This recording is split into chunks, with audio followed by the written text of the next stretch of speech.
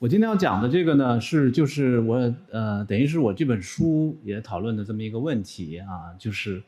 跟货郎图有关的。那么我这本书呢，它不太厚，但是它就是讲一件作品，就是中国古代的一个非常有趣的一个作品《货郎图》。所以呢，我们今天这个活动呢，所以既是看画，也是读书，它其实是一样的。那么今天呢，我主要呢要讲的一个主题呢，是和中国古代的风俗画有关系。风俗画大家肯定有兴趣啊，或者大家肯定平时见的也非常多。比如说，比货郎图要有名的多得多的一件作品是什么呢？《清明上河图》啊，我也会涉及到。那么我今天呢，其实一个主旨呢，其实是想带大家来看一下，我们怎么样去理解古代的一个绘画图像，尤其是从绘画图像里头如何去理解当时的历史、当时的社会、当时的生活。那么为什么要去理解古代的艺术品或者艺术图像呢？是因为我们要理解我们今天的生活，其实也离不开对古代的理解。那么一说货郎图嘛，我们就会想到货郎啊。那么我不知道在座的朋友有多少曾经看过这样的货郎。我小时候是看过的，因为我小时候住在镇子上，我是江西南昌人，新田县。我们当时住的一个叫石岗镇，我住在那个小镇上。然后呢，就经常的放学过后呢，就会听见那种敲着一种特殊的我也不知道他是用什么敲的，然后一听就知道货郎来呢。那时候就可以，比如拿家里的那个，我曾经把家里头新买的那个铁的开水壶拿去换东西吃，就被骂了一顿啊！你除了可以拿这个，还可以拿家里的破铜烂铁，甚至可以拿头发去换啊！我头发比较长，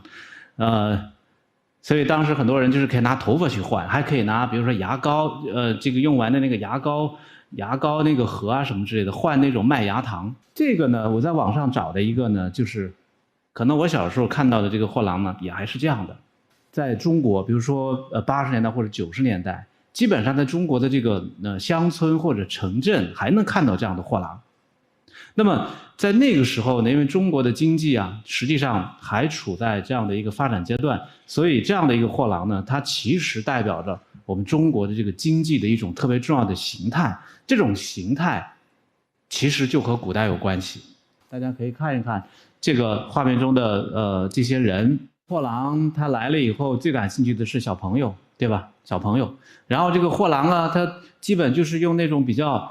简单的这样的一种工具带着他要卖的东西，他不能挑很多，因为他需要比较快速的行走。在中国古代，对于货郎是一种什么样的认知呢？就是我们至少在80年代或者90年代的城乡结合部或者是乡村，甚至是有一些城市里头还能看见的这样的一种快速的便捷的行动的这样的一种货郎。那么在中国古代是一种什么样的位置呢？其实这个呢就可以告诉我们，这个是一本书的一部分是明代的一本书，是中国古代的小朋友认字要用的一个书，新编对象四言。那么这本书有300多个字，实际上就是300多个东西，或者300多种事物，小孩要去理解的。那么其中呢，比如说我们看一下，大概在这个位置，我们从左边这一行士农工商读下来啊。商是什么呢？商就是一个货郎，就是一个非常简便的货郎，它不是我们在什么王府井的那种有一个大店铺的货郎，它就是一个行走江湖的货郎，这就是商，士农工商。我们知道中国古代的社会呢，我们的理想的社会呢是什么呢？是士农工商，商排最末一位。商不是被重视的，它是最末一位的。那么它不是一个国家最重要的，反而是最不重要的，士农工商。但是呢，这个商虽然它在理想的社会形态里头好像是最末一位的，但是如果我们看艺术品，你会发现就跟我们今天一样，在古代商人其实也是处于一个特别有意思的一个地位。他其实有时候能够非常有钱，有时候他非常有见识，因为他可以到处去走。我们通过艺术品来认识这种商或者商人，那么其实有助于我们去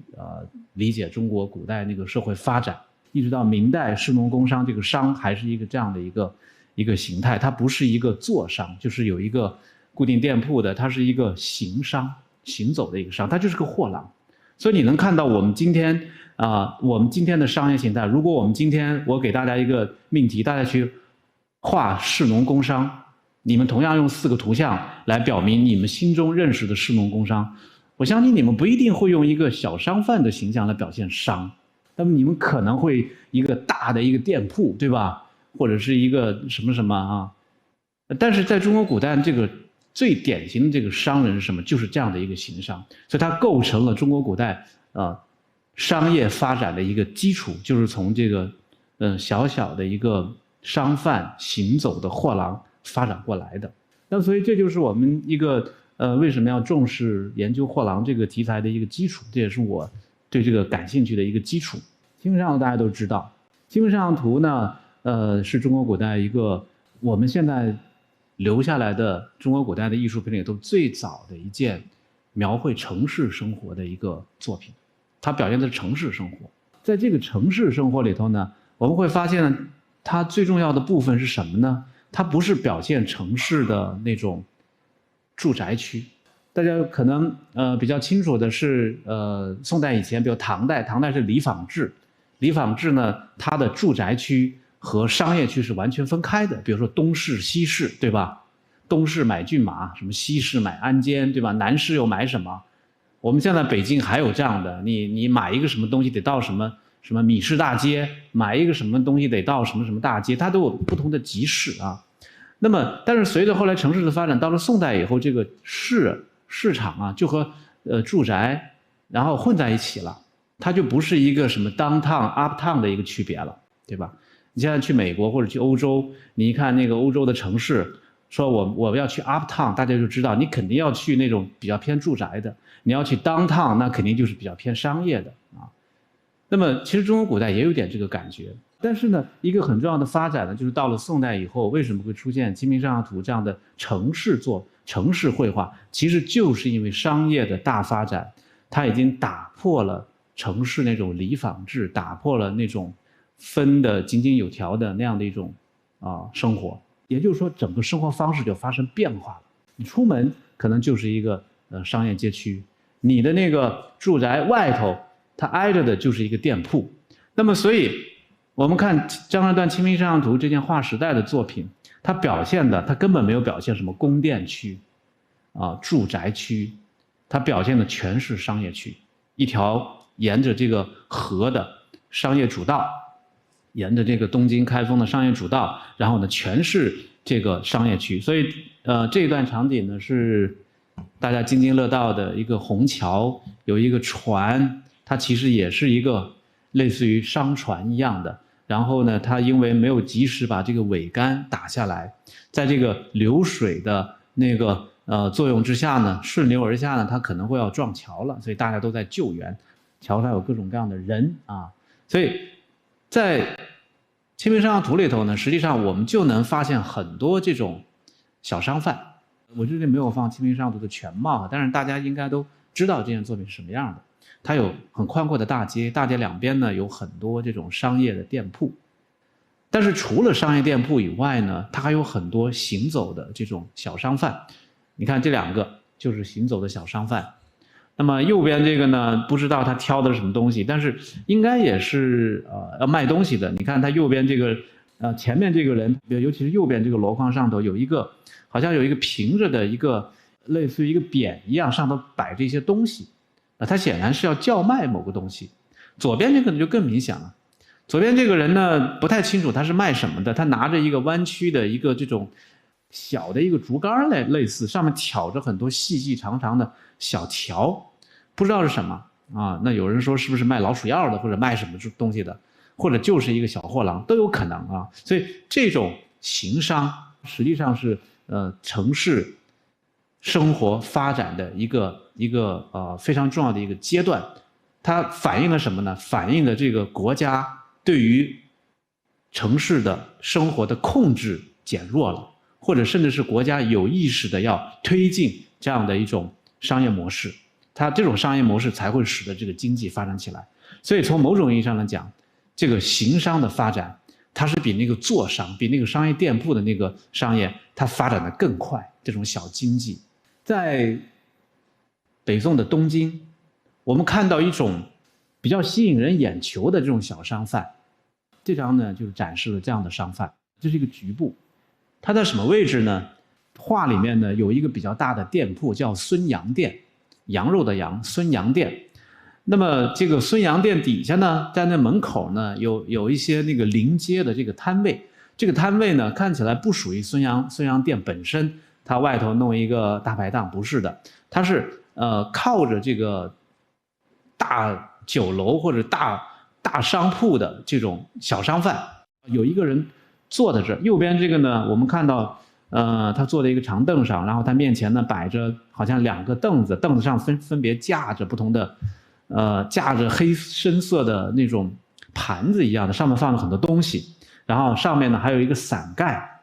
遮阳的或者遮雨的伞盖。坐着的这个商贩有点慵懒啊。我们看画面左手边这个呢，就显得比较勤奋。所以这个画面小小的细节，它反映了这个小商贩也有慵懒的、勤奋的。左边这个比较勤奋，然后他比较卖力的站在这儿，他旁边也没有放凳子，也不准备让自己坐了，他一直站着，然后就招揽这个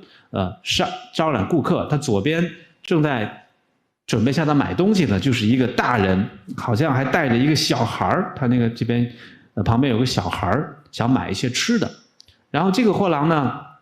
然后他正在手上拿着一个类似于那种赶苍蝇的这种像一个小浮尘一样的，正在赶走上面的这个苍蝇，可能卖的是一种食物。那么这个货郎呢，相信如果大家回到东京的话呢，开封你会发现这个货郎是特别吸引人眼球。为什么呢？因为大家在平时的生活中可能比较少见到这样的货郎。它最重要的特征是什么呢？请注意它的那个货郎的那个挑担。货郎担比较特别，它这是像一座那种斜拉索的桥一样，它有2个三角形的，后头还有一个三角形的。它这个三角形的那个支架上头呢，然后呢，它有2根绳子，这边应该也有1根，它穿着一个半月形的一个装置。这实际上呢是一个什么呢？是一个弯头扁担。那么这种弯头的扁担是非常吸引人眼球的。你看它右边这个就没有，所以右边这个你可以想象一下，当这个货郎，然后他在这坐着，那后面那个孙杨店的那个经理出来说：“小王，别在这坐着了，我们这儿这准备那个马上来一个大官人停个马车，你赶紧让路。”他怎么办呢？他这个东西他要收拾的话会很麻烦。但是左边这个呢，收拾起来会非常非常容易。他只要肩膀在这儿把这个半月形的那个扁担挑起来，他就可以挪到别的地方去了。这是个扁担，然后呢，他挑着的底下呢，这边呢，这2个三角形的结构呢，大家注意看，这边有一个支起来的2根棍儿一样的，它相当于支起来2个弹出来的一个平的一个面板，这个面板上就可以放盘子，盘子上再放东西。然后呢，它可以折叠，收拾东西回家的时候，它可以把这个折起来，把东西往那个筐里一放，它就挑了，就很快就走了。那所以这样的一个货郎呢，在北宋的开封出现呢，一定是一个非常吸引人眼球的。它和这些是完全不一样的，这些都是平的扁担，我们到现在还用这样的扁担，就是好像没有什么特别的这样的一个特征，但是这个呢是非常非常有特点的。所以我们看到在这种小商贩呢，他在一个繁荣的一个市场经济的一个前提之下呢，他就要开始想办法要提高自己的那种被注意的程度。然后在这个孙杨店门口的2个小商贩对面呢，还有一个店，有一个叫李家书卖，大概也是卖什么东西的，这是一个牌匾。然后在前头呢，也有一个吸引人眼球的一个小货郎。然后呢，你看他就是肩膀挑的这个半月形的扁担，他可以移动。虽然他的这些架子上的东西没有完全的收拾起来，他可能只是为了短距离的移动一下。所以呢，这样的一个货郎，我们可以很清楚的看到他整个这个它一身行头的那个结构，它上面还有一个伞盖，伞盖插在这上头，然后但是呢，它这个扁担上呢都有绳子连着这个伞盖中间那个一个那个伞柄，这样的话呢它不会倒，所以这是一个非常有新意的、非常有创意的这样的一种货郎的行头。那么这种行头呢，在当时的那个北宋的开封，应该是一个新的东西。新的东西不是说这个小商贩是新的东西，是说小商贩开始要面临的这样的一种商业竞争。面临这种商业竞争的时候呢，他需要创新一些广告啊，或者吸引人眼球的一些装束啊等等，或者哪怕就是为了让自己能够走得比别的货郎快，你覆盖5个街区，我覆盖10个街区，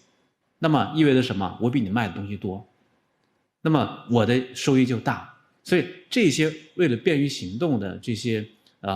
货郎担子呢，实际上都是在这样的一个情况下出现的。这是《清明上河图》。《清明上河图》我们就可以想象一下，它就有点类似于一个摄影纪录片，然后它让我们看到东京的各种各样的货郎的那个打扮。这样的一种货郎呢，实际上还在后来呢不断的继续的延续。这个图像呢有点不太清楚，这个可能看得清楚啊，这是个货郎，我们还是可以很清楚的看到它这个半月形的一个扁担，对吧？在这个地方，它这个货郎身子右边摆着一个这样的一个挑担，这个挑担呢这回呢结构比较清楚了，一个半月形的一个扁担，然后它呢前后呢有三角形的这样的一个支架，这个支架呢它是可以打开。有2条可以往外倾斜的一个支架，打开以后呢，上头可以平铺一块面板，面板上再放了他要卖的东西。你看他身前的这个面板上放的是一个大罐子，里头应该是卖某种饮料，酸梅汤啊或者什么之类的。他前面呢正好有一位比较年轻的一个少女吧，或者是一个丫鬟，带着一个小孩然后一起来买这个饮料。这是一个金代的一个作品，这个呢是金代的这个在山西的一个非常著名的一个寺庙樊氏的这个盐山寺里头画的一个壁画，这个壁画是一个佛教壁画，这是佛教壁画的一个局部。这个佛教壁画呢，它的目的并不是为了画一个繁荣的市场，这个佛教壁画呢，它画的其实是佛的故事。我们都知道释迦牟尼他最早是一个王子，对吧？那么他其实画的就是这个印度的这个王国，这个释迦牟尼还是乔达摩悉达多做一个王子的时候，他在这个城市里面出游四门，他就看见了生老病死，然后呢他才会领悟到哦，这个人生是这样的，所以他开始会思考佛法。所以这个其实虽然主题不是画一个城市，但是它客观上它是像《清明上河图》一样，它要表现的是一个繁荣的一个城市生活，然后用来衬托这个这个王子，年轻的王子，他在这种俗世生活之中，他会去思考那种超脱俗世生活的一些事情。这里面呢，我们就看到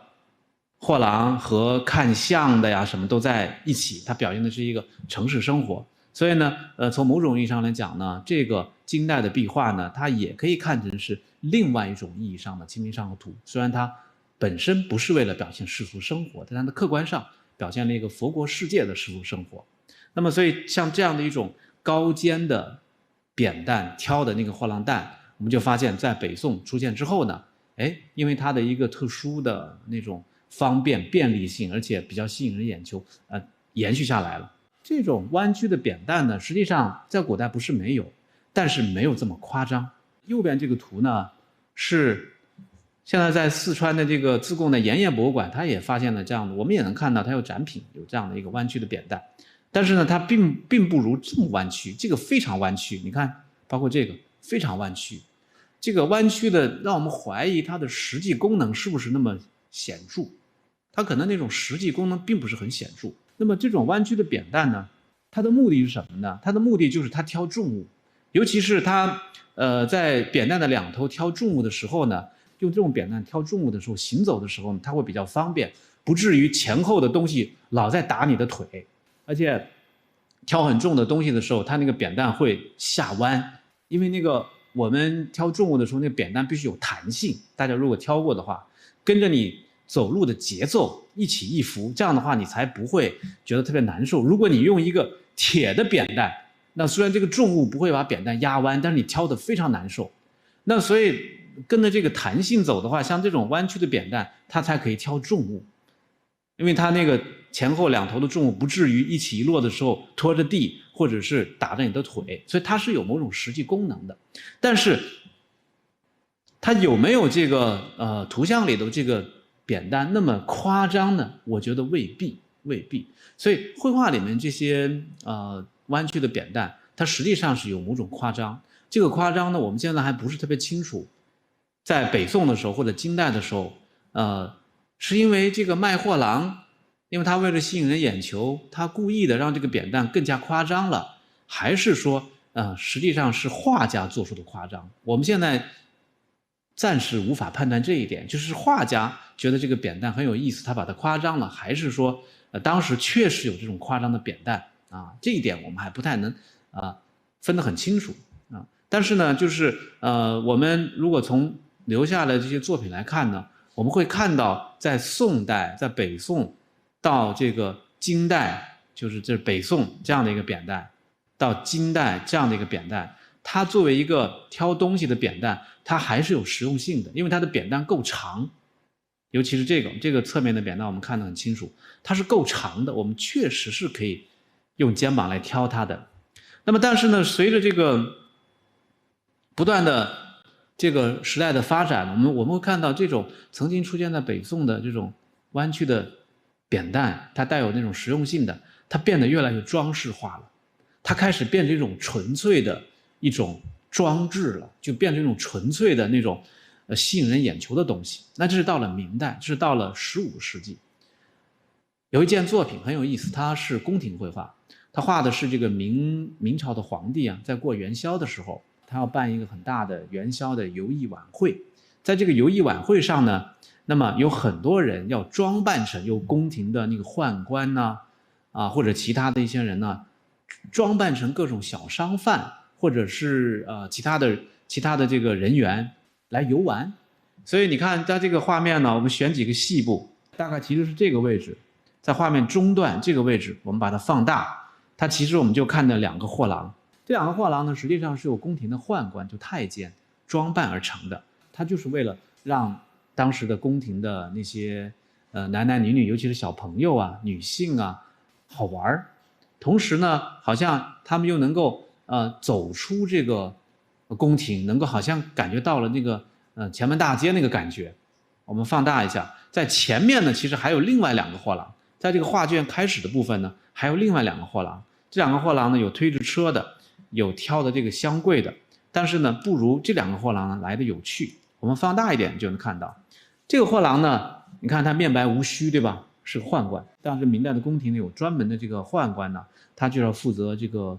宫廷的一些表演。那他装扮成一个货郎，这个货郎呢，我们看到也是这种一个架子，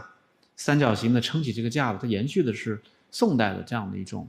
货郎担的结构。但是你注意看它这个高肩的扁担，这哪是高肩的扁担呢？这完全就是一个呼啦圈了，对吧？你把中间这个扣上，不就是个呼啦圈吗？它已经完全的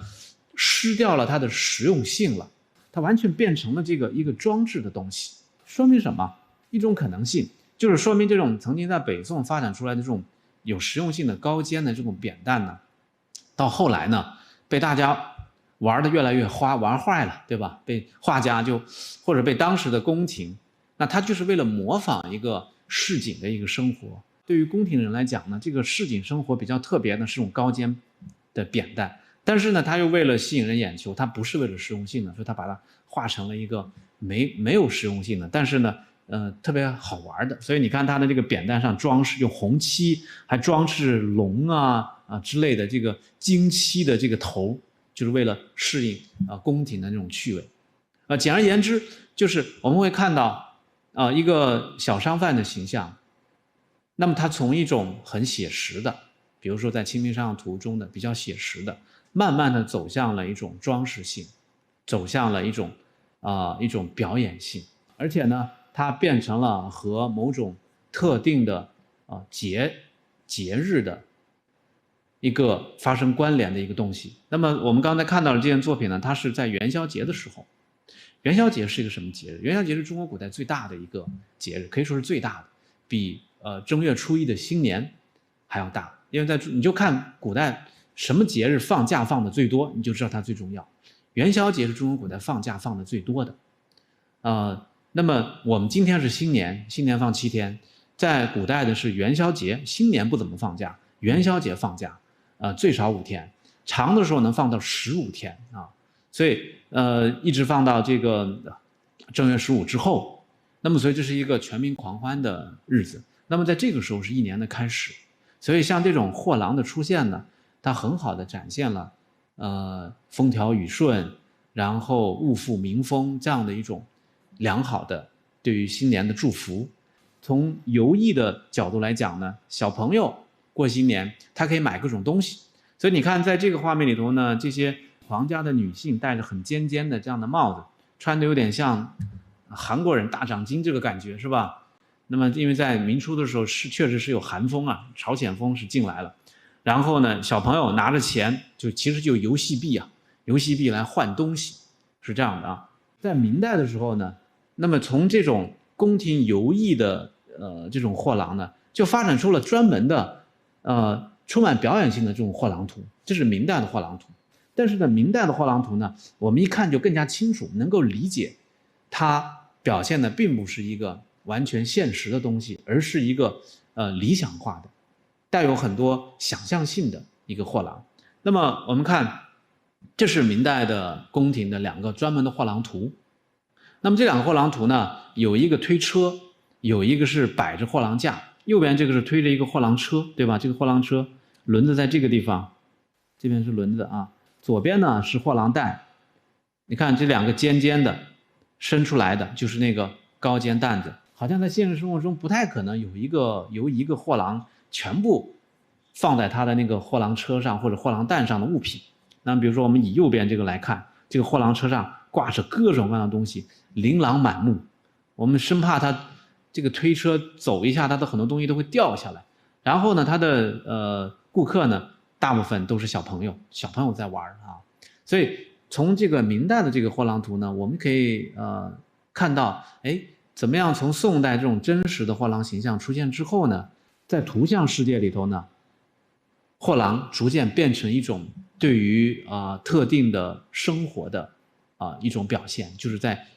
新年的时候，在元宵节的时候，对于这种丰富的物质世界的这样的一种表现。还有这样的，那这也是个明代的货郎图，也是推着车，所以你一看到就会看到这样的作品里头呢，它具有了很多那种想象性。比如说货郎，这个货郎呢也变得非常有那个滑稽色彩，所以你看他这个胸前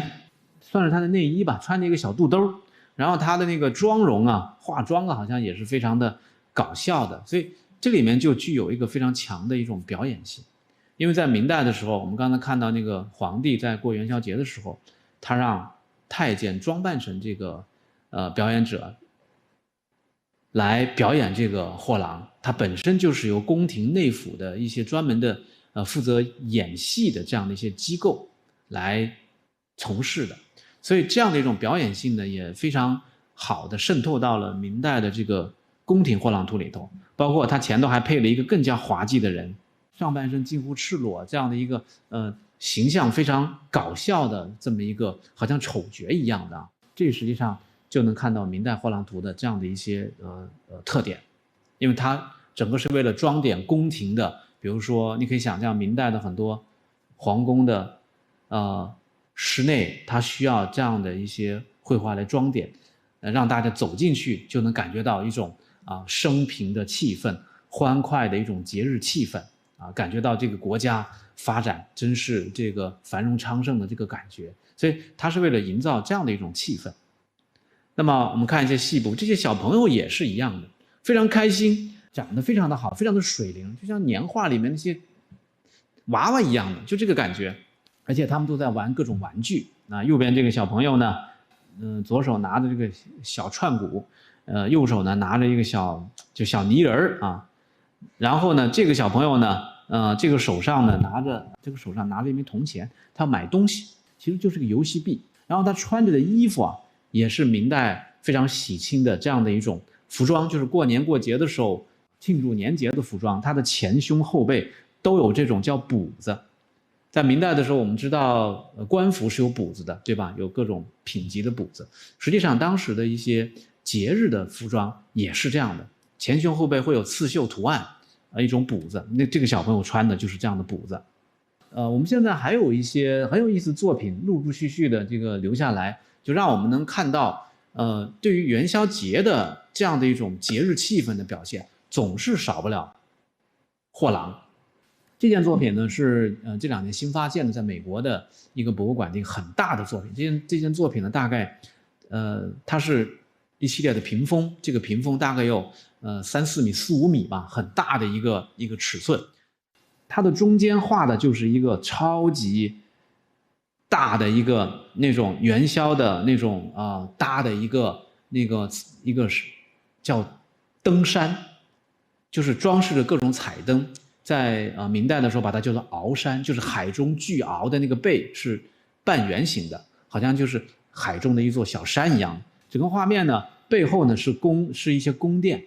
可能是帝王所待的宫殿，云气缭绕，然后围绕这个鳌山呢，然后前后左右呢都有各种各样的那个表演的人群。我们看一些细部啊，这个位置呢我们就能看见2个货郎，有2个伞盖，其实都是2个货郎，他们有货郎的那个摊位。图片不是特别清楚但是还是能看到是2个货郎。这2个货郎呢，他们实际上是跟明代宫廷的那个货郎担一样呢，它是表演，它是有人来表演的。因为跟他们在一起，他们处于一个表演的区域啊。你看在他们后面有很多这个表演的队伍，化了妆的表演的队伍，所以货郎啊实际上也是表演的一部分。在旁边呢才有很多观众。那么这个货郎的表演呢，它其实跟那个纯粹的那种后面的这些化了妆的表演呢有点不一样，它的互动性就更强，就它可以和场外观众进行很灵活的互动。所以这是货郎成为一个当时元宵节的表演的一个非常重要的一个因素。有点像我们今天这个有很多比如说小品啊，或者这种2人转的表演呢，它都要强调这个场下观众和场上的演员之间有一种互动，有一种互动性。那么货郎这个表演呢，就恰恰是可以连接成一种这样的互动性。我们看到一个货郎的形象，从一个真的是北宋开封卖东西的一个小商贩，他只不过为了多吸引人眼球而已，把那个扁担弄成是弯弯的，利用了这样的一个弯头扁担。那么这样的一种真实的小商贩，慢慢的变成全民心中象征着国家太平的一种形象，被用到在明代的时候被用到这个元宵的表演语境里头。这样的一个转变呢，在明代的时候是上至宫廷，下到百姓，下到那个地方政府，都是这样的。我们再看几个有意思的作品，国家博物馆藏的这个明代画的南京的这样的一个城市景观，也是南京过元宵节的时候我们看到店铺林立，有一条大街，人群熙熙攘攘。在这个人群里头呢，就能看到很多表演的，比如说我们看到踩高跷的，前面都是踩高跷的，这个红红的那个高跷，有扮成这个七品芝麻官的扮成这个农夫的。他们后头呢就跟着2个货郎，这2个货郎呢，每个人还拿着一面小旗帜，上面写着这个五谷丰登，是吧？什么吉庆有余。那么你看这个货郎，还有这个货郎，他都是有点像划汉船一样，他不是真正的货郎，他是像划汉船一样的挑着一些表演的一个道具。为什么我们能够认出是货郎呢？主要就是这个弯头扁担，好像是从这个货郎的肩膀上长出2个东西一样的，但实际上它是弯头扁担。那么实际上这样的一种在元宵节的时候这种表演型的货郎在当时的人们的这个生活中呢是非常的常见，而且呢有很有意思的一种，就我们今天已经想象不到的一些表演，一种视觉形式。我这里面要举《金瓶梅》的2个例子，这2个例子呢实际上都和西门庆有关系《金瓶梅》第15回呢讲的大概就是有一年的元宵节，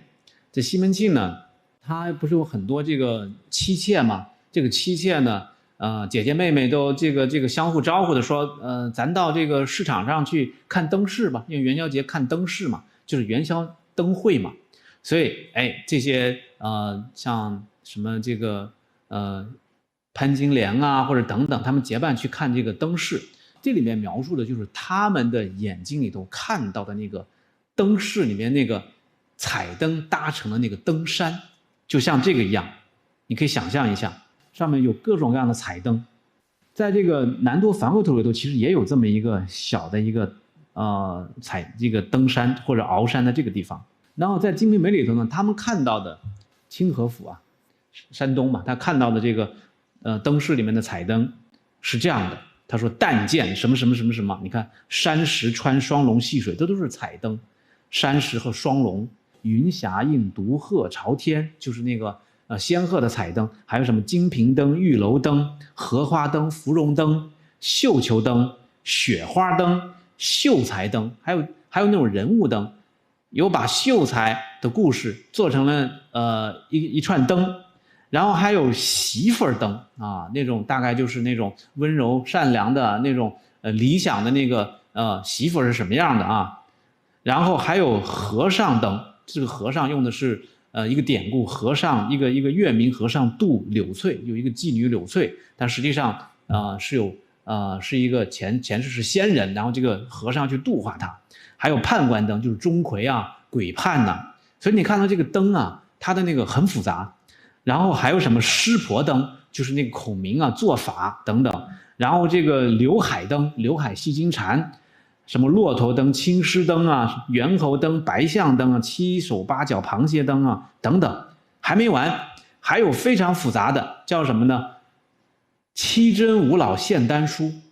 ，10来个人啊，就是那种遥远地方的这些隐士来献那个天书。还有什么呢？9夷8蛮来进宝，有那种这个天下4夷来贺，这种各个国家来贺，那这种人物众多。然后还有什么呢？村里社鼓，就是那个农村很大的那种社戏，然后很多表演的。然后呢就是百戏货郎，百戏货郎是一种灯，你可以看到就是货郎会做成一种灯，还有各种灯，吊灯儿、转灯儿等等。后面这些呢就讲的是看灯饰的什么美女啊等等，这就不说了，前面全是灯。所以那么货郎可以做成元宵节的一种彩灯，我们今天都很难想象。更让人难以想象的是《金瓶梅》的后面有一回，然后他说那个西门大官人在放烟花，这个你难以想象，这个货郎竟然会被做成了烟花啊！强烈提议我们这个北京市政府明年放烟花可以放些这样的，对吧？各种人物的啊。你看哈，西门大官人在此放烟花，他在自己的府前放烟花，他扎了一个很大的像像鳌山一样的那个很高的一个彩灯架子，有多高呢？1.5丈高，1丈是3米多，1.5丈差不多5米高的一个大彩灯架子。然后呢，最高处是一只仙鹤，仙鹤呢嘴里头衔着一封丹书，就是那个天书啊。但是这个衔着那个丹书呢，它其实是引信，就是那个点火的那个引信。有人爬上去或者用很高的就很长的那个竹竿子把那个点着了，然后这个丹书一点着就把那个仙鹤给点着了，仙鹤就噌一下往上窜，就像仙鹤窜到那个天上去了，很吉祥。然后呢，它那个火花呢就四下落下来，然后呢落下来以后呢，正中有一个西瓜炮，就是那个大概是火药很多的那种炮仗，嘣一下炸开以后，那么这个火花就四溅，然后开始落到这个5米高的焰火架子上，各种各样的那个焰火就噼里啪啦开始着了，所以四下里人物皆着。这个人物指的是那个烟花，各种人物烟花。那么有什么样的烟花呢？我们到这儿就能看到什么八仙捧寿、七圣降妖等等，然后还什么一丈菊啊、什么烟兰啊、火梨花呀，还有很复杂的楼台殿阁，楼台殿可以扎成烟花。那么顷刻不见巍峨之势，因为这个里头呢，小说里头呢还有某种这种象征含义，就是说我看着你起高楼，看着你宴宾客，看着你垮台，对吧？就是很繁华的这个西门庆作为一个主要人物，他后来就不行了，衰落了，对吧？这是一个这个放烟花呢，其实也隐喻着故事情节、小说情节的发展，还有村坊社谷，放完以后虽然很斑斓，但是难闻欢闹之声。货郎荡而上下光焰齐鸣，这个货郎咵，这个放了天宫以后呢，一下就烧着了。还有等等五鬼闹叛呢，甚至有十面埋伏这样的一种烟花。所以我们今天很难想象，这些我们今天哪怕是我们的艺术品啊、文学小说都很少有描绘的这样的一些货郎的烟花呀、货郎的灯啊，它其实恰恰构成了中国古代的人那么对于货郎这样的一个题材的认知，就它是一个非常有意思的和一种理想生活有关的。所以我们刚才看到了从《清明上河图》开始一种货郎形象的出现，到它开始变成人们生活中这种理想状态、理想的一种生活的那种象征。那么所以实际上在这个过程里头，我们看到了其实有文学的作品，还有那种视觉文化的作品，有绘画、有烟花、有彩灯，这些实际上都是视觉文化的作品。它可能不是那种非常文人的那样的一些绘画，但是恰恰它是我们中国古代人们喜闻乐见的一些东西，也是我们今天呢很多文学史、艺术史里头它会忽略的，因为它不讨论这些东西。那么，所以刚才讲到的其实是放了很多明代的这个图像哈，我们看看宋代是什么样的。其实这样的一种货郎变成一种人们理想中的对于一种现实的美好生活的向往，在南宋的时候就已经是这样的。这是南宋的《武林旧事》，讲的是南宋杭州的，这里面已经很明显的讲到了这个货郎是元宵的一种表演因为这个文献呢，它其实讲的是这个南宋的这个杭州在元宵就是元夕嘛，元宵节的时候呢，政府会组织很多舞队来进行表演。它这个舞队里头呢就有很多，这个舞队有70多种，这个是最后倒数第2个就是货郎。货郎是一种舞队，它是来表演的。那虽然这个文献里头没有讲这个货郎怎么表演的，但是它有一段话奇品甚火，说这个舞队非常非常多，不可悉数，都数不清。然后呢，我把这个文献抄到这儿来了。总而言之吧，这些舞队呢是装扮的非常华丽，然后呢非常搞笑，有很多其中呢就有一种叫乔经纪人。乔经纪人其实就是货郎嘛。经纪人在我们今天他其实也是一种做买卖的，但是在宋代的时候呢，他基本上就指这种小商小贩，叫经纪人，小经纪人。那么乔是什么意思呢？乔就是乔装改扮的意思，他装扮成经纪人，他不是真的经纪人，他是表演的。所以我们看到在南宋的时候呢，货郎已经发展成为一种表演的一种形式了。在这样的语境里头呢，我们再看我这本书讨论的货郎图，我相信大家可能就会比较容易去进入我讲的这些东西。我们今天呢就是看到的这个货郎这个题材呢，除了我们刚才我展现的这个明代的这个货郎图之外呢，更早的呢是南宋的货郎图。南宋的话它大概是这样的，它没有那么多花里胡哨的这个颜色，它基本是用线条画成的，我们讲白描的这种形式。这是北京故宫的画的比较复杂，因为它除了画了这个货郎在这儿，货郎一个上了年纪的货郎挑着东西来到乡村，然后有妈妈带着小孩就赶紧过来，就是被吸引过来买东西。那这边呢还有另外一个妈妈带着小孩，那甚至跟着他们家的狗妈妈一边哺乳，带着小狗也跑来凑热闹，跟这个人间的妈妈是一样的，抱着还在哺乳期的小孩，后面跟着比较大的小孩一起来窜到货郎这儿要买东西。那么这是北京故宫的这个版本，这是台北故宫的版本，也是差不多一个中老年货郎，然后这边一个妈妈正在哺乳，但是她带着很多小朋友。然后这边也是，这是美国的克利夫兰美术馆藏的一个货郎图，这是大都会博物馆藏的这个货郎图，破的比较厉害，但是还是能看到基本的形式。那么这是一个比较乡村的货郎，这是南宋的。这个货郎是当时社会生活中真正的货郎吗？还是说它其中也隐喻着某种东西呢？是一种理想化的货郎呢？其中有某种我们今天好像需要经过仔细的去观看、去理解才能得出的那些含义呢？所以这个就需要我们对这个作品来进行仔细的那种观看，就跟读书一样的，我们来仔细的细读这个作品。其实要看这个人物呢，我们很快就能有这样的一个感觉，就是这个货郎呢，好像也不太像是真实存在的，或者说，如果现实生活中真有这样的一个货郎的话呢，他很难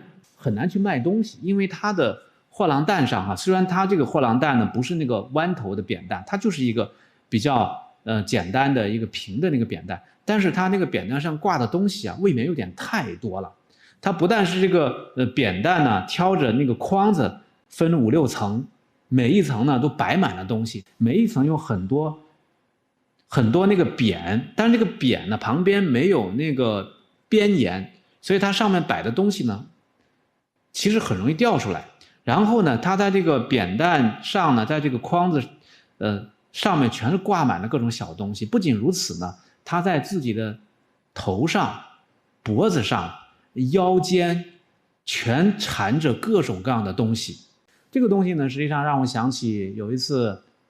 我看一个关于这个离咱这不远的潘家园的报道，说早些年潘家园有一些这个特别风云的人物比如说像类似这样的他其实不是为了卖串他身上挂满了各种串，但是你说他是卖串吗？他不是为了卖串，他其实带有某种表演性。所以像这样的一个货郎它实际上非常具有表演性。他如果说现实生活中有这样的货郎的话呢，他走一步，他这个货郎担上的东西就掉一步，就掉一路，他基本上还不用自己卖呢，然后就被这个小朋友零元购了，就这样所以它基本上是一个不是特别真实的。但是你说它不真实吧，那我就可以反问，它这个货郎画得很细致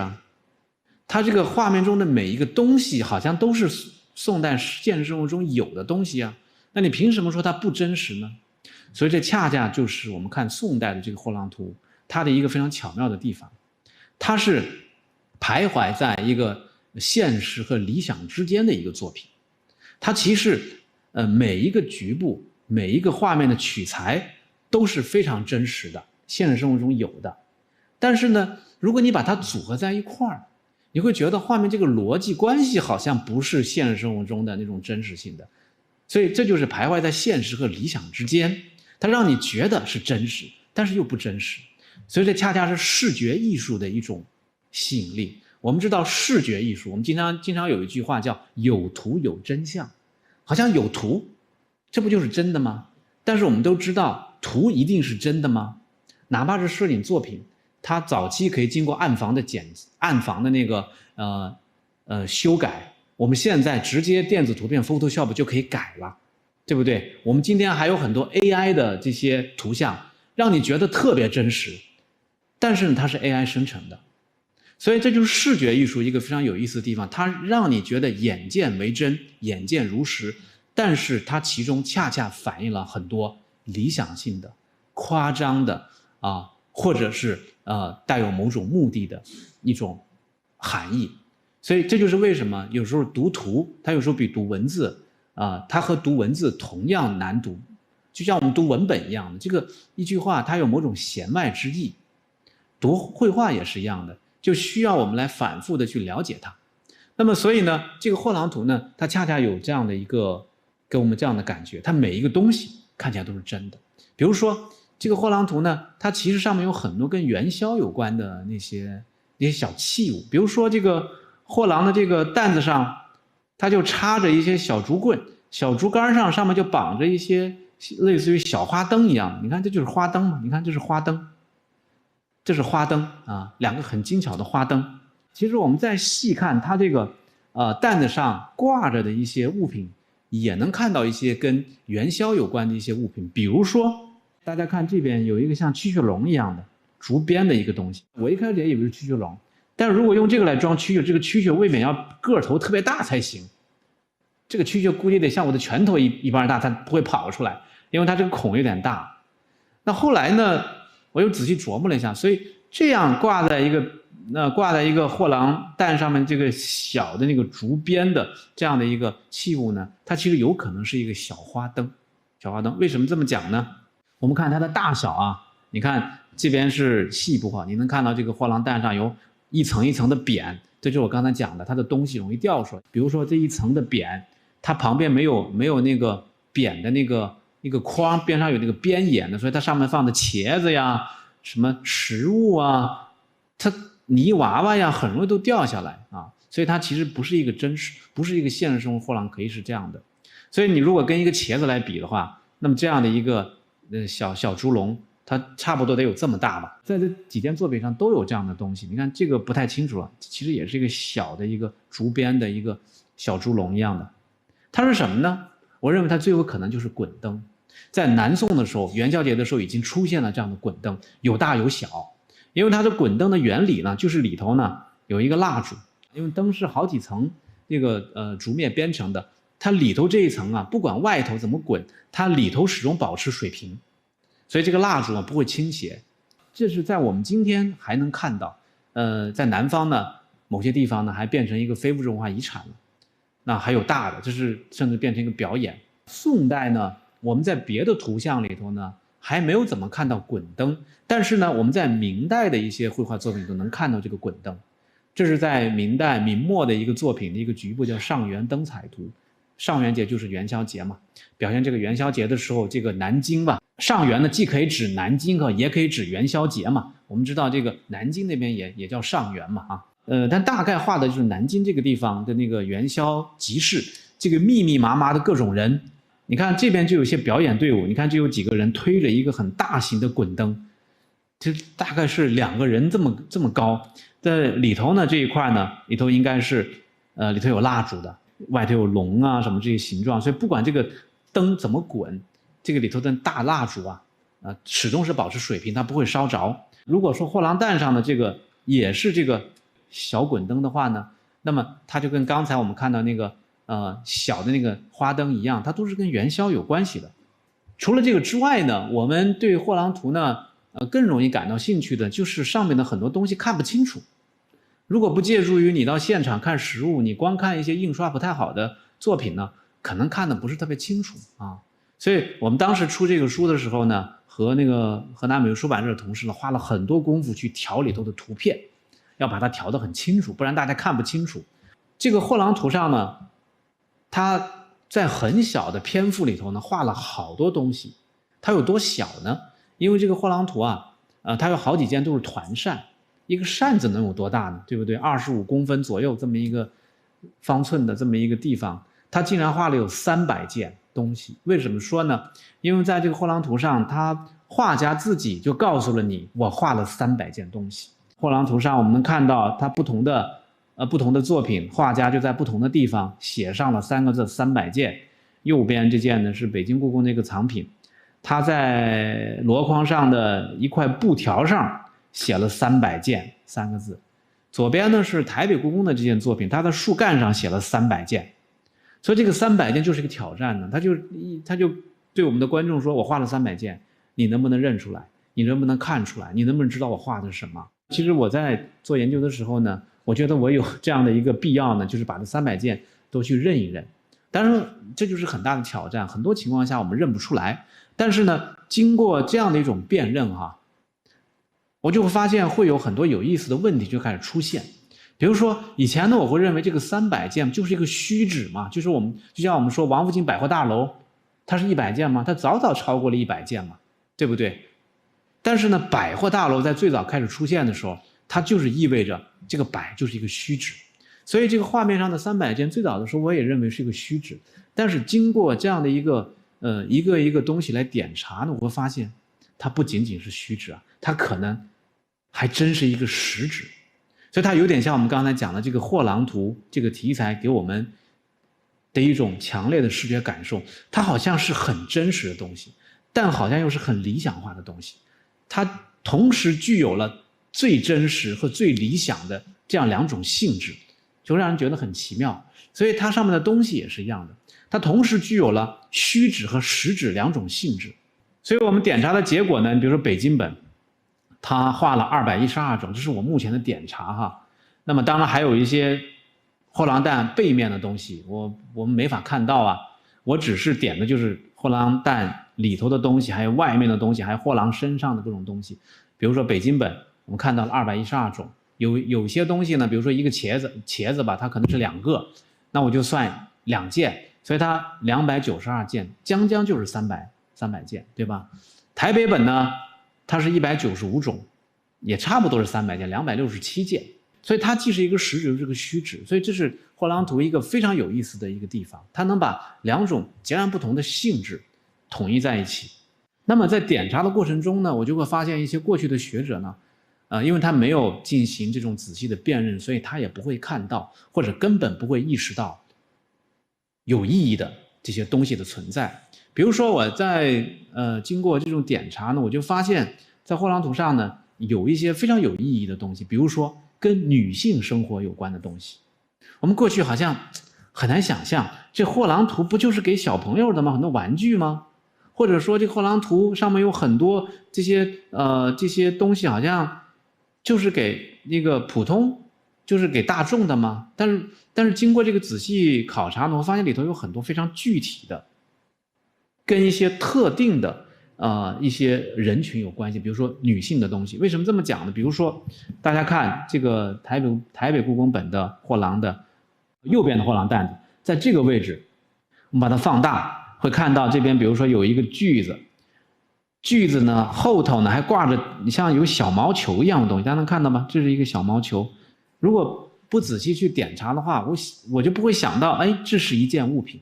如果你把它认为是一件物品，那么我就要考虑这2个小毛球是什么意义，这小毛球是干什么的，所以它是不是小毛球，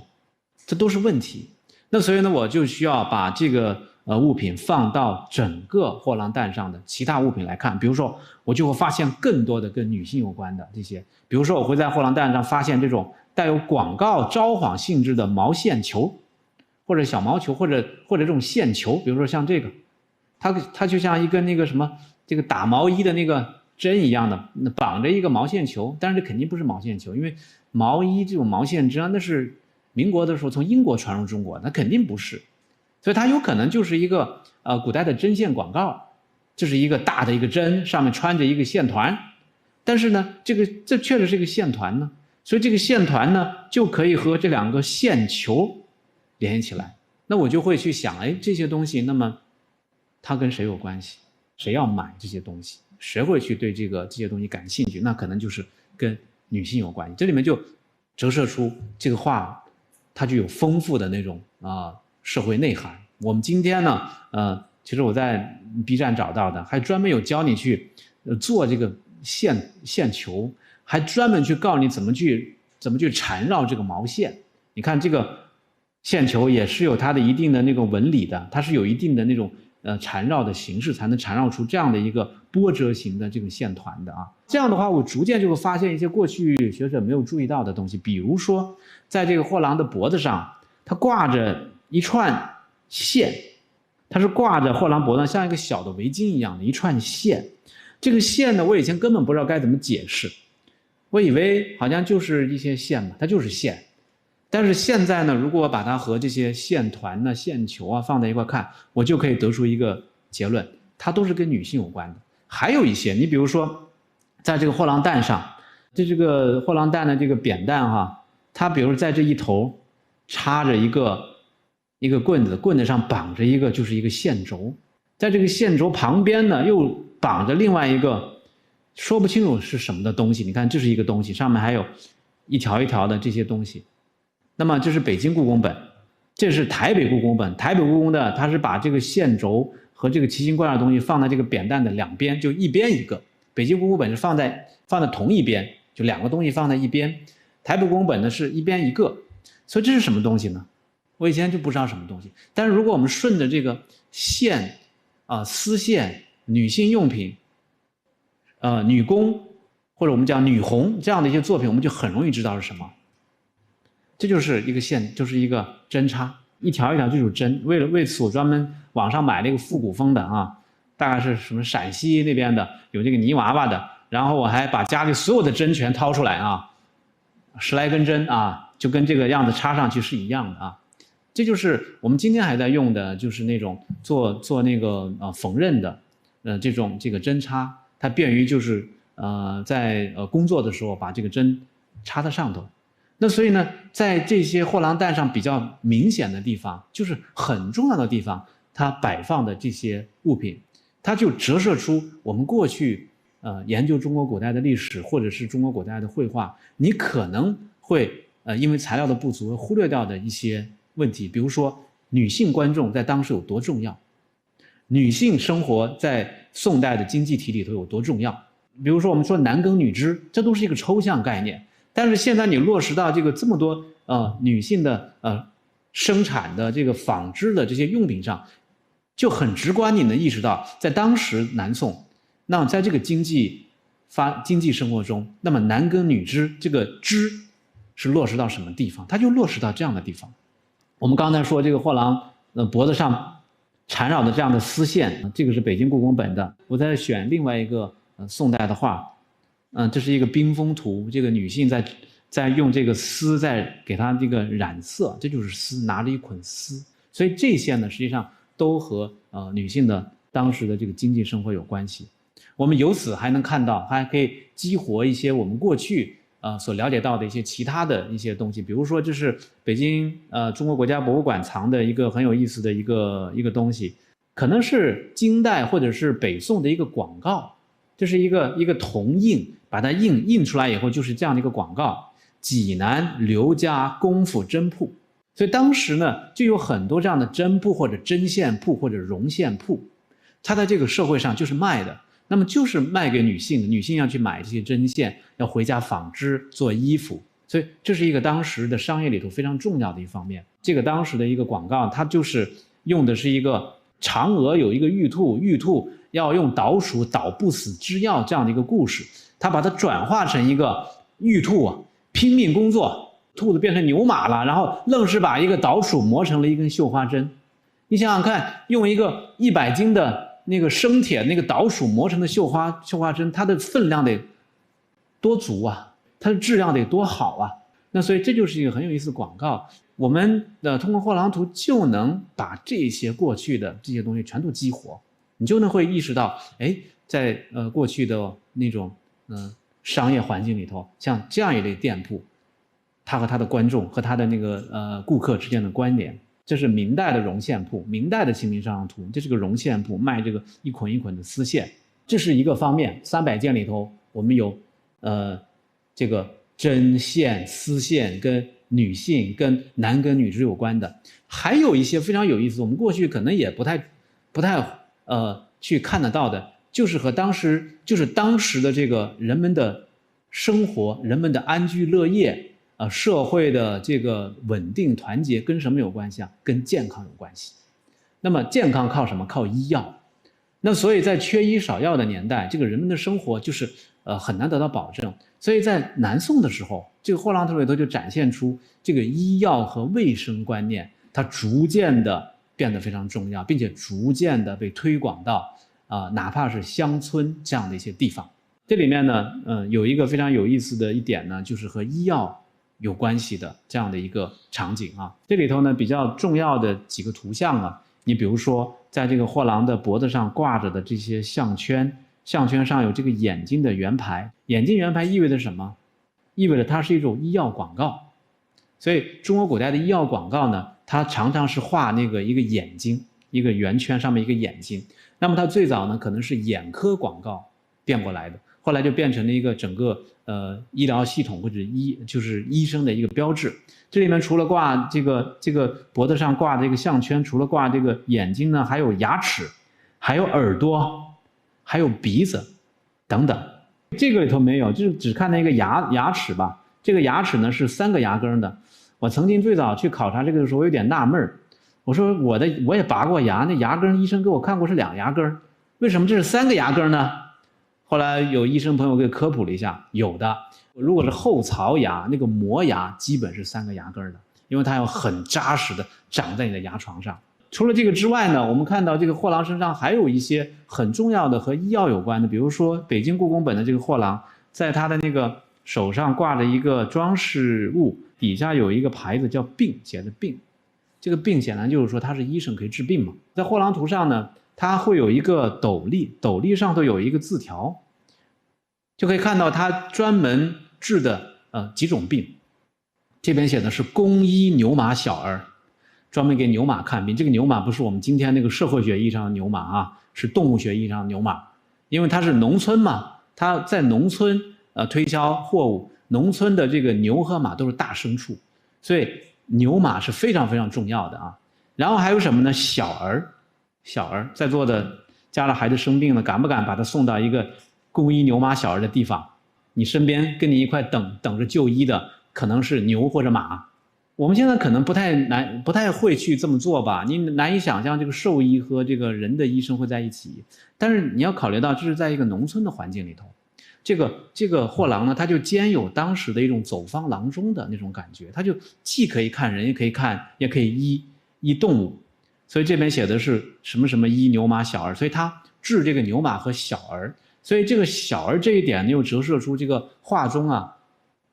他有很多小朋友。所以小孩的健康是当时无论是放在什么地方都是非常看重的。那所以呢，这个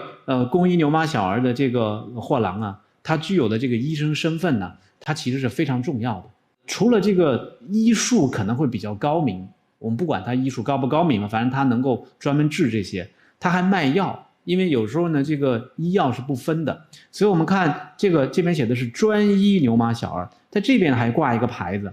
这个牌子实际上可能是健脾什么什么什么。你看中国古代的医书上说，我们人生的很多病是什么原因呢？就在于你肠胃不调，脾虚，是吧？然后所以那个胃病就是所谓肠胃病、脾胃病是非常非常重要的一些治病，就是让人生病的一些原因。那所以呢，治病要治什么呢？要健脾理气，或者是让消化系统变得很好。所以你看这边推销的这个健脾的那个，或者是丹，或者是药，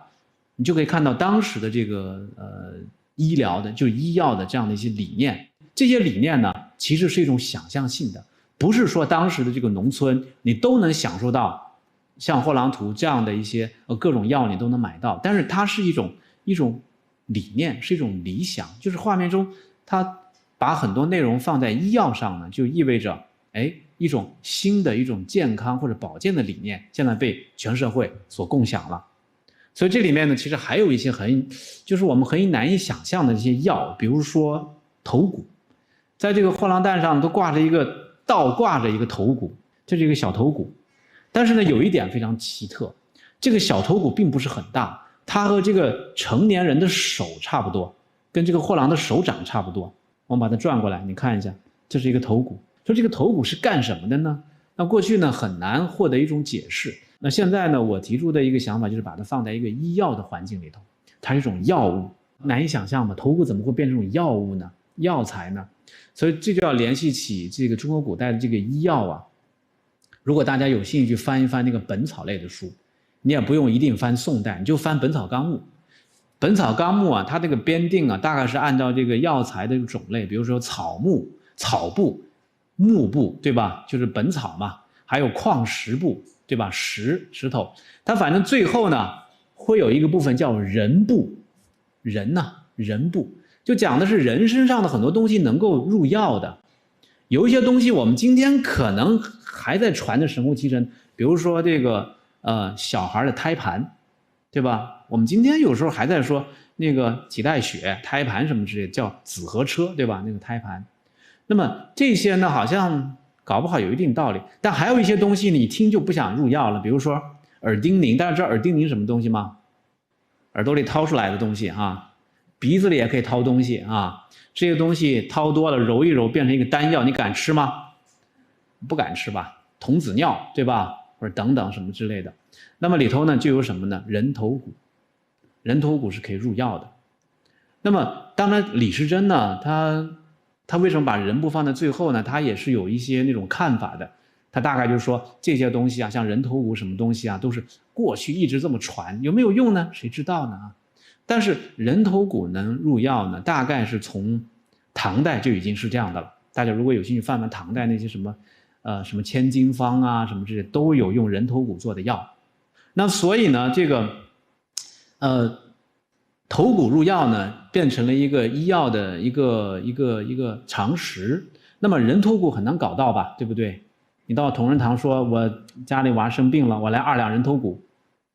那人家不把你打出去嘛，对不对？所以搞不到，你只能用替代性的。所以呢，很多替代的，比如说老虎头骨也比较难搞到。比较具有替代性的，但同时呢又相对比较好搞到的就是猕猴头骨。所以呢，这一定程度上能解释这个长得像人一样的头骨，它很可能不是这个人头骨，是猕猴头骨。它的大小呢也差不多和人的一个成年人的手掌差不多，它不是一个很大的，它是一个小的。这里面呢，当然还有一些很有趣的作品可以来相互比较啊。那么比如说这个我选一些哈，因为这些作品很难找哈，我找到一些，比如这是一件也是一个团扇，画的是女仙采药，这采的是一个人参，然后旁边的女仙呢也有采别的东西。你看这个女仙，她的那个斗笠上头挂着一个小的头骨，在这个地方一个小头骨。这件作品是故宫的，画的是那个儒释道三教的那些仙人在什么聊天谈天说地，代表着这个道教的这么一个仙人。这个仙人啊，他是在山中采药的，他也有一个斗笠，斗笠底下也挂着一些东西，比如说这个地方也是一个很小的人头骨，非常小。这是一个美国纽约私人收藏的一个作品，这应该是一个道教的医生在用一张画给别人治病，画的是药王孙思邈。另外一个医生，你看这个医生身上就有一个眼睛的圆牌，在他那个帽子上，脖子上其实也有。在他们背后呢有一个草药摊位，草药架子上面有很多药，这边呢就有一些头骨，你看在这个地方，在上面也有一些，你看这个地方头骨，这个地方也有一些，这个地方也有一些，有些骨头的东西，我们放大点看，像一个头骨吧，但不一定是人的了。你看这个獠牙，这个呢也是个小头骨，猴子的、狗的或者什么很难说。然后在这个上头呢也挂着一些，这有一个窟窿的，搞不好也是半边那个头骨。然后这边还有鳖甲什么等等，这都是药材。这边有挂着一个小葫芦，小葫芦就是医生的标志嘛，悬壶济世嘛，所以这些都是药材。所以头骨入药，我们可以看到，在宋代的货郎图，在元代的、在明代的画都有。但是呢，它是一种比较珍惜的药材，而且这种药材它给人治病呢，不一定是用于真的是因为头骨有药效，它可能是用于一种带有某种这种什么信仰的层面，就跟我画一道符一样的，把它烧了变成一个灰，然后倒到水里说你喝下去保证好。古代有一种这样的一个医生。所以这个头骨入药呢，大概也是基于这样的信仰。反正总之，这个头骨呢，可能是一种药材。与之相伴的呢，还有其他的一些可能不需要如此大惊小怪就能认定是药材的东西，比如说鳖甲，这是一个鳖甲；蛇，这是一条蛇。那么还有什么呢？穿山甲，身上有鳞片，然后这有爪子，这也是一个穿山甲。穿山甲，你2个爪子是可以入药的。这是我为了证明啊，我选一个明代的这个药铺写的道地药材，这边就有一个广告，不是挂着类似于穿山甲一样的东西，有很多其他的草药啊，这些都是可以入药的，看起来是个标本，但是实际上是可以入药的啊。刚才不是说身上挂的这个眼睛圆牌吗？只看到牙齿，为什么要挂这些眼睛圆牌呢？实际上这可能也跟医药有关系，也许这个眼睛呢就是治眼科的，说明这个医生还可以治眼；牙齿呢，说明他可以治牙。那么除了做牙齿手术等等之外，但是古代呢，他也开始推广刷牙这样的一个健康观念。所以这个货郎啊，他这个牙齿模型呢，意味着它能治牙。治牙呢，除了捉牙虫之外呢，它其实还在推广一种保健观念，就是刷牙。所以这边有牙刷，你看，就是辽代就出土了牙刷，跟我们今天很像。还有什么呢？除了这个牙刷以外呢，还有掏耳朵的。就是你要治耳朵也是要掏耳朵的，所以这2个东西呢，这3个东西可能是掏耳朵的，在宋代叫消息子，可能是掏完了耳朵，这个消息听得更清楚吧哈。我今天在网上找到了这种哈，因为我们比较习惯用这个东西的挖耳勺，但是像这个毛茸茸的是什么东西呢？还真的是有的。我们今天有一些老的那种给你这个采耳的，不是那个什么，现在还有视频采耳是吧？一边看电视，不是一边看那个什么那个小摄像头，你的耳道是什么样的，一边呢给你采耳。但还有一种呢，它怕伤你的耳膜，它那个尖端呢是用那个鸡或者鸭，尤其是鸭和鹅的那个绒毛做成的，就是它可以捅到耳朵里头，不太容易伤你耳朵，又能把一些东西给扫出来的。所以这个东西呢，其实就是这个耳挖。所以为什么要放牙刷耳挖？其实还是和一种健康观念有关系。这是克利夫兰这个版本的，它这里面我们就看到有耳朵了，耳朵在这儿。除了耳朵以外，还有什么呢？还有鼻子和脚，这有只脚，看见没有？为什么挂一只脚呢？这显然不是儿童玩具嘛，所以这实际上都和这个医药有关系。大家看这个脚上开裂了，脚破了，受伤了，这是鼻子，这是北京故宫本的，这个鼻子在这儿呢，耳朵鼻子，它没有挂在这个脖子上，它是大概是斜顺下去了，就是个鼻子嘛，没有眼睛，没有嘴巴，没有眉毛，就是一个鼻子。五官科底下呢有一只耳朵，这边呢有一只脚，这些呢实际上都非常生动的，它是一种类似于医药广告，让这个观众一看就懂，让顾客一下就能明白，它可以治脚的，这些脚都肿起来，都破了，对吧？所以它除了是五官科，还是跌打损伤科，对应了宋代的那种医学分科都在这里头了。刚才不是讲到吗？这里面这个医生是能治这个牛马还有这个小儿的嘛，所以这里头呢治小儿除了体现在这些药材上，这些药材可能都穿山甲啊什么都蛇呀都能治小儿的一些病，但是还有一种我觉得很有意思，当然这个很难去证明，但是我觉得这个画面里头呢体现出一种什么呢？一种特别有意思的一种就是幼儿的那种抚养的一种这样的一个保健观念。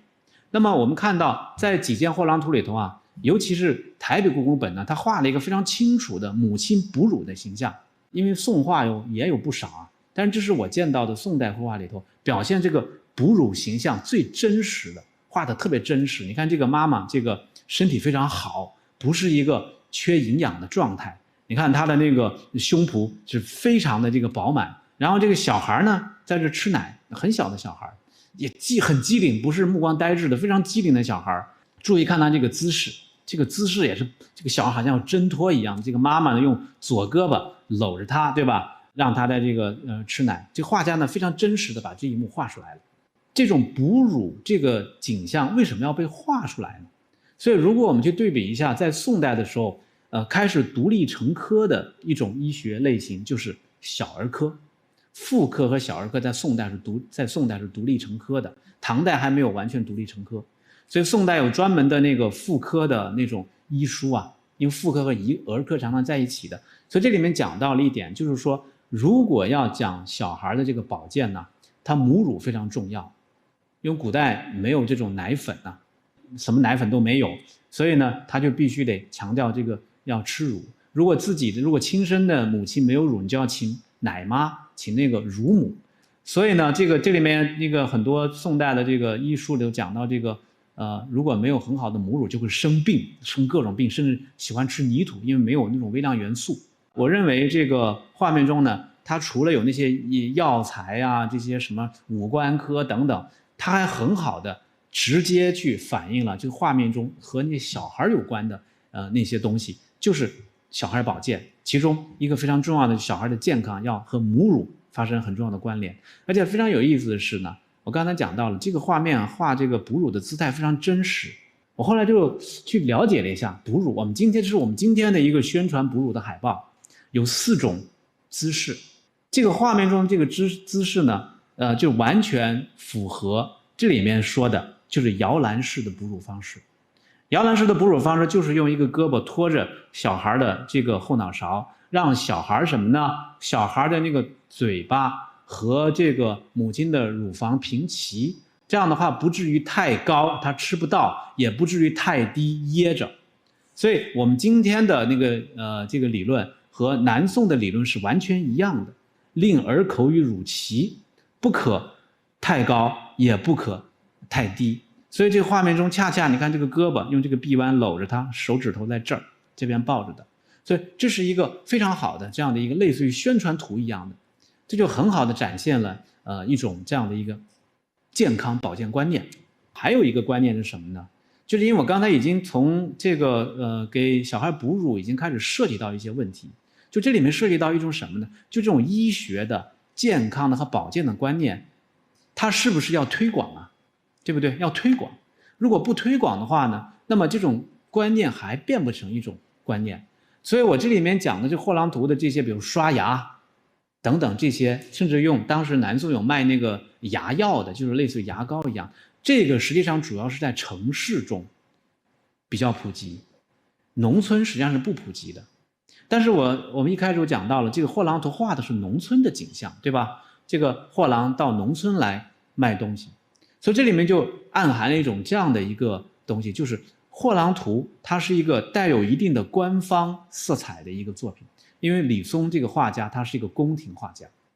所以他画的呢这样的一个作品呢，他设置的是农村的场景，实际上它暗含有一种理念，就是说这样的一种健康卫生观念其实是要覆盖到全国的，无论你这个地方有多偏远，是乡村还是什么地方，我这个观念是要推广下去的。所以它暗含了一种这样的一种理念，所以和这种官方的理念契合的更加清楚的就是这个货郎图上，他不仅仅是个医生啊，他是很多身份的人。那么他卖的一些主要的物品是什么呢？除了药以外，除了这些以外，玩具以外，还是什么呢？是酒醋茶三种东西。为什么这三种东西很重要呢？我们今天有时候很难理解了，比如说酒醋茶为什么这么重要，要在画面中很明显的地方体现出来。比如说他画面有酒旗，卖这个山东黄米酒，对吧？或者是山东裸酒，然后呢，在这个地方专门写上卖酸醋、酒醋，它还有卖茶的。你比如说，在这个货郎担最底下，你看这边就有一个茶炉，这是一个炉子，上面架着一个那种长嘴的那个壶，这个地方也是一样的，这个地方也是个茶炉，底下是个炉子。在张士端的《清明上河图》里头就有这种提着一个茶炉，上面有这个长嘴的那个壶，就一边温着茶一边给你卖的，茶一直不会凉，这是一种卖茶的方式，城市里才有啊，它为什么在这个货郎图里头也有呢？所以这就是酒醋茶这三种东西为什么重要，在宋代的生活中意味着什么？意味着什么呢？其实很简单，它是一种国家专卖的东西。在宋代的时候呢，其实一直到我们好像到80年代的时候，像茶叶这些东西啊，在之前都是国家专卖的，但是后来就放开了。茶这个东西你自己也可以开茶坊了，也可以生产茶了，但在以前都不是这样的。在中国古代很长一段时间，它和这个盐和铁一样，都是国家专卖的。我们今天这个酒也是国家专卖的，你自己酿个酒，你拿到市场上卖，不可能的啊。那所以呢，酒醋茶一直以来都是中国古代的国家专卖的东西。所以那么货郎图呢卖三种东西意味着什么呢？它和国家有关系，它是国家专卖体系里头的一个重要一环，它能够把这些东西推销到乡村，无论乡村多边远，都能享受到流行的一些酒或醋或茶。比如说山东，跟山东有关的这个酒大概当时比较好，因为山东北方嘛产这个黄米。因为货郎图我说过它是南宋的，南宋的首都已经在杭州了，在这个地方呢它很难产那种黄米酿那个米酒嘛，那所以标志着山东产地的这些酒，那就意味着是非常好的酒。同时这个醋不酸不行的，醋是酒的下游产品，都是要用酒糟来酿的，所以这个越酸的醋说明品质越好。古代人吃醋是很难的，所以我们讲吃醋了吗？经常能吃醋的人是很幸福的，在中国古代是这样的。所以他要卖酸醋，就说明这个醋作为一个重要的调味品，也是能够进入到千家万户的。因为这个酒和醋，它同时又和我刚才讲的这个医药有关系。很多这个药材，你看这个本草书上怎么去加工的，用酒或者醋来泡它，所以这都是相关的。那么茶叶也是一样的。所以当时的这个很多地方是喝不到很好的茶的，作为一种重要的饮品。所以这三种酒醋茶，那么都是城市可能比较容易能享受到的，现在在乡村也能享受到，就说明什么呢？充分说明货郎图里面含有一种当事人所向往的理想的一种生活状态。哪怕是在边远的乡村，我也能享受到最好的酒，最好的最酸的醋，还有最可口的茶，在画面中都有体现。那这就是我讲的跟国家专卖有关的这样的一些信息啊，醋啊酒啊，当时啊都是严格控制，甚至有些人会去走私。这里头呢还会有一些跟酒醋有关的广告，比如说像这个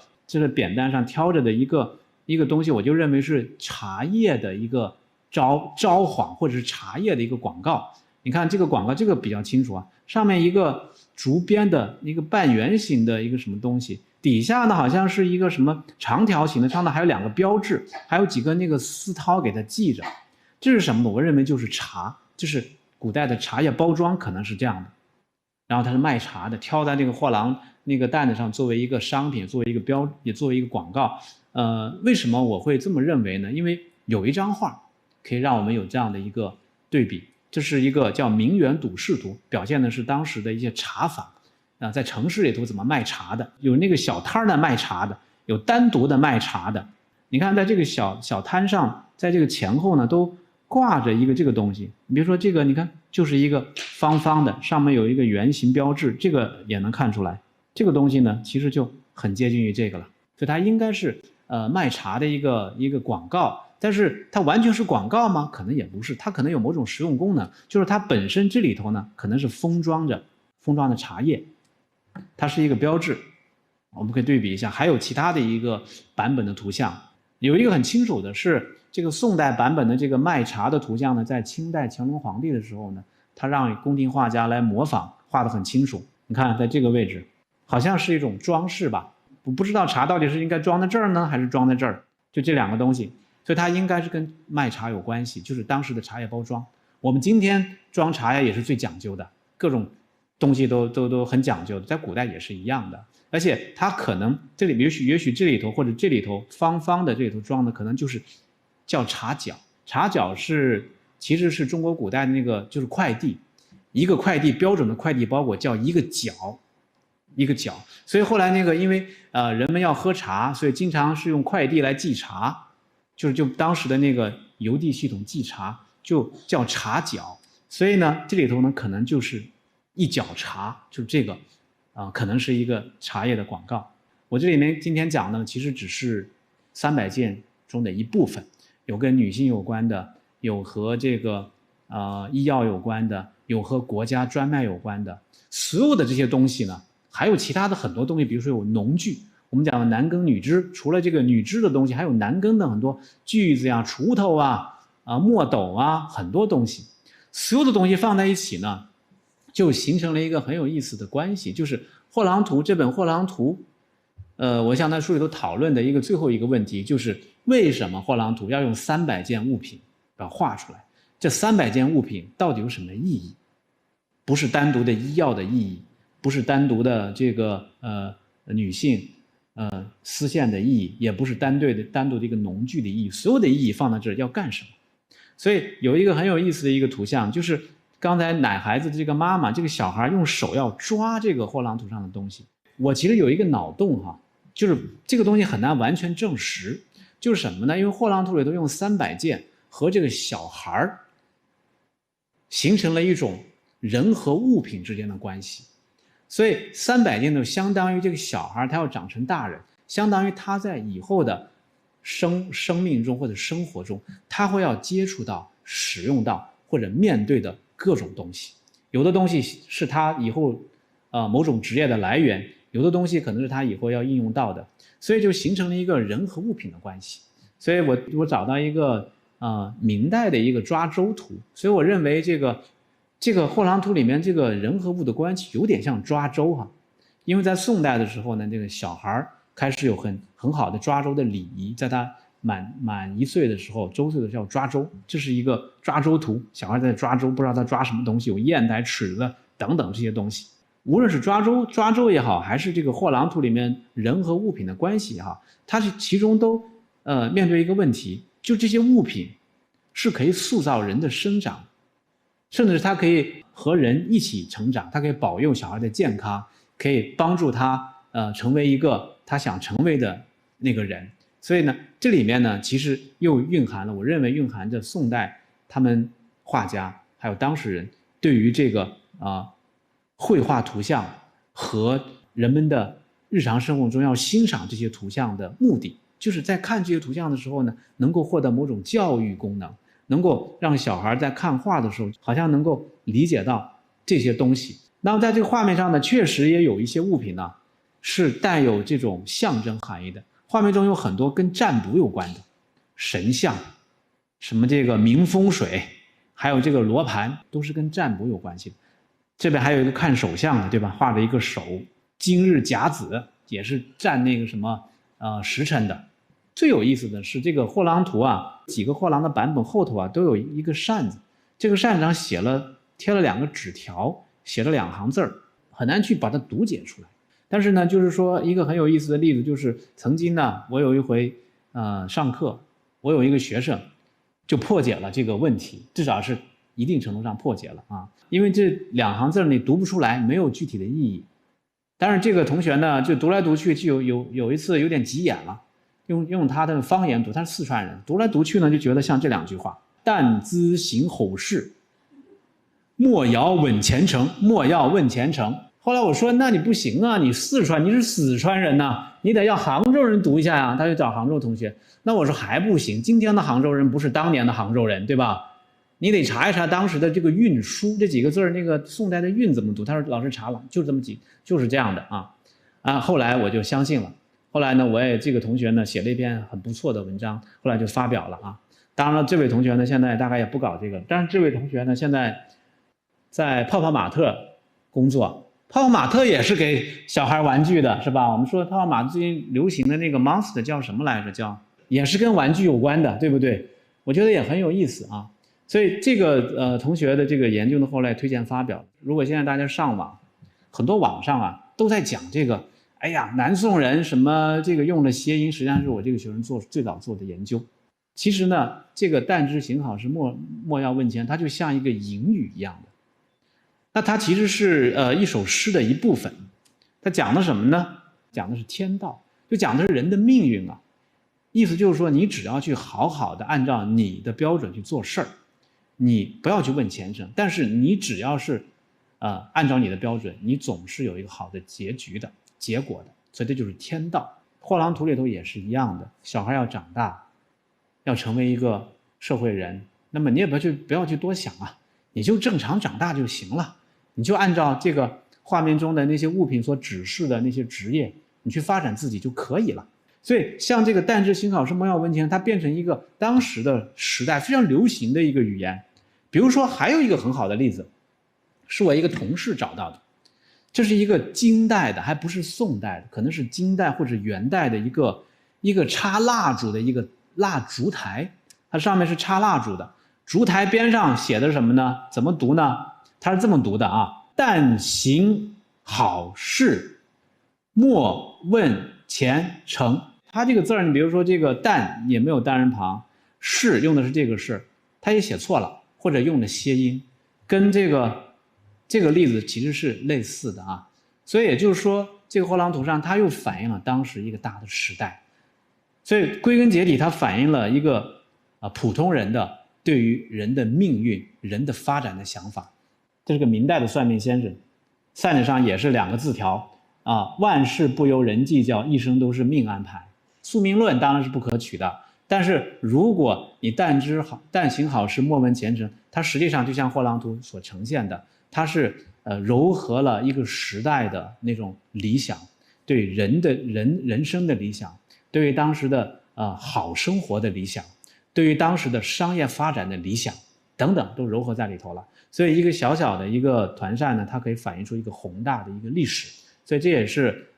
我写这本书呢，其实想讨论的一个东西，就是通过读画，我们也能够像读史书一样的了解一个大的时代。